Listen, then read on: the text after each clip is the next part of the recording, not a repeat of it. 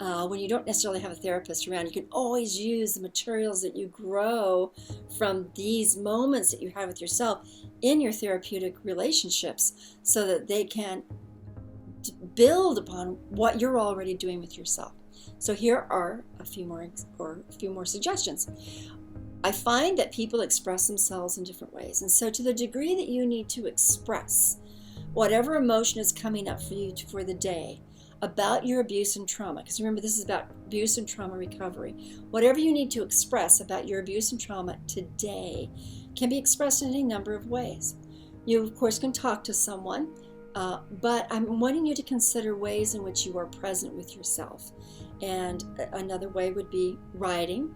Those individuals that write journals, that love to write journals, or either find writing on a particular topic about abuse and trauma, they find their ability to go deep inside, process something. At the end of it, at the end of the writing, they feel clear, they feel processed, they feel like they've catharted emotionally, they feel like they've had this connection with themselves, which feels very healing and very loving, very compassionate, and it helps them be able to go into information and ideas that maybe they hadn't thought up to that point. And again, that material can be used in your therapeutic relationships. But remember, this is therapy with yourself. And so in the book Paths to Recovery After Abuse and Trauma, as well as the book Own Your Own Peace, there are so many writing exercises that you can do that can become part of your daily process of writing. And don't make this hard, because if you write for 10 minutes, if you write for 15 minutes, if you write for 30 minutes, if you write for 5 minutes, it can still have the value of the day, of the self-reflection of the day. And that's why when you're taking these classes, there's always a self-reflection section where you can take all of those questions and become self-reflective in the course of your work during the day or in the course of your work during that class. So that's very important for you to be present with yourself as a form of self-reflection, as self-therapy, and that can be done through writing. But don't limit yourself to writing, because you can also do it in terms of painting and artwork. And I'm going to have for you a link to a wonderful interview with an art therapist. Her last name is Hayes, Hayes. She's a wonderful online it's not free, it's a comprehensive class, art therapy class, so that you can learn to express yourself and process various experiences therapeutically for yourself. And I would actually recommend you taking her class, and it's like online. You can take it and you can use that as a daily kind of self-expression, or once a week self-expression as well. For people who really like art, to be able to have an art pad around, kind of like people have an art journal or writing journal, and to be able to have a few colors or pencils or whatever your medium is, and to draw. And don't necessarily make it like I have to be this artistic person, but make it so that it expresses your feelings. Maybe it expresses a memory, maybe it's ugly, maybe it's beautiful, maybe it's full of intensity, maybe it's just very lighthearted. It doesn't matter. That's just the whole point.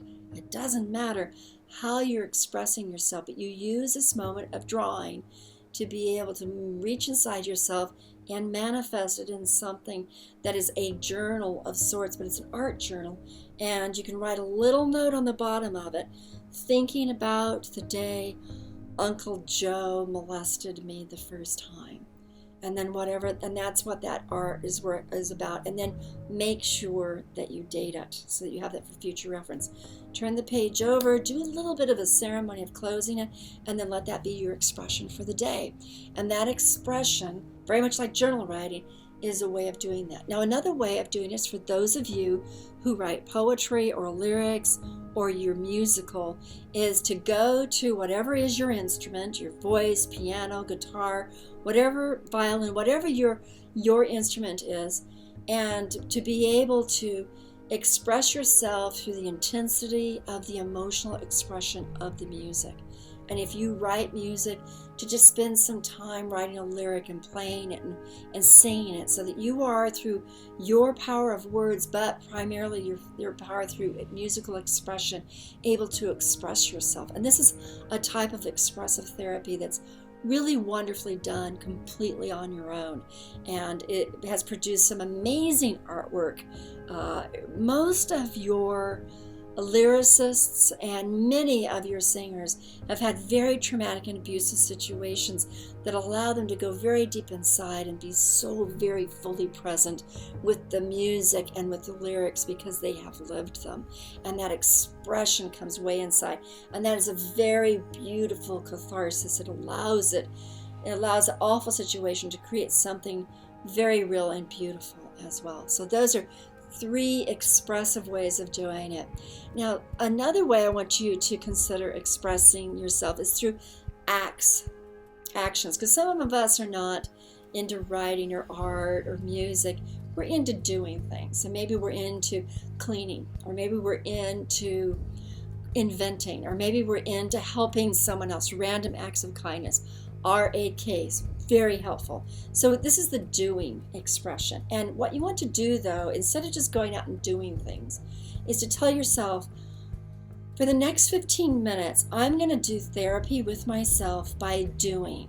And my way of doing is I'm going to spend 15 minutes cleaning my closet, because that's my sense of doing. And in that, the metaphor, the symbolism of cleaning your closet becomes very much about cleaning up the interior closets inside yourself and creating that new you, that new life that you want to be. The very act of cleaning up clutter, getting rid of a hoarder's messes, taking care of stored items that you don't use any longer, getting rid of old clothes. All of that stuff has a very much of a cleaning and filtering out sort of experience that allows you to be present. But you want to do it in a ceremonial sort of way of saying, this cleaning process, this act of doing is my expression of cleaning out the junk inside of me related to the abuse and trauma recovery and moving myself toward the life that I want to create to myself. So you're combining recovery with thriving through this act of doing. Random acts of kindness is very similar. You don't want to only just do nice, kind acts out there. In this therapeutic process with yourself, you actually want to, again, ceremonially say, I am going to do a random act of kindness today. That's going to be a way of expressing that I stop the violence, the horror, and the evil right here, and I express just the opposite going forward in my acts of kindness and giving, empathy and help, my actions. And you want to say that to yourself because it's totally full of merit that you do a random act of kindness that also helps you be able to go from recovery and into thriving, because you want to create this experience of kindness in the world as opposed to perpetuating the darkness and the anger and the evil and the cruelty that you have come from. And so that you want to allow at least one act of kindness to be your therapy for the day in being able to shift deliberately. And just the consciousness of knowing that this is the act of kindness related to that allows that to be a therapeutic process, a therapeutic expression that is transforming. So those are ways you can actually take into your own hands therapeutic gestures that are all about moving from recovery to thriving in the expressive one-on-one therapy with yourself. Okay, I'll see you in class number 3.